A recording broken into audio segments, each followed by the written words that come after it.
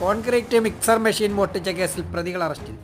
കിഴക്കേക്കലട police station അതിർത്തിയിൽപ്പെട്ട Chittumala Shri Durgadevi ക്ഷേത്രത്തിന് വടക്കുവശത്തുള്ള കാവിൽക്കടവ് എന്ന സ്ഥലത്തിട്ടിരുന്ന Thoppil construction കമ്പനിയുടെ ഉടമസ്ഥതയിലുള്ള 2.5 ലക്ഷം രൂപ വില വരുന്ന കോൺക്രീറ്റ് മിക്സർ മെഷീൻ മോഷണം ചെയ്തു കൊണ്ടുപോയ കേസിൽ പ്രതികളായ കിഴക്കേക്കല്ലട തെക്കേമുറിയിൽ കാവിൽക്കടവ് സമീപം രതീഷ് ഭവനത്തിൽ ജയകുമാർ,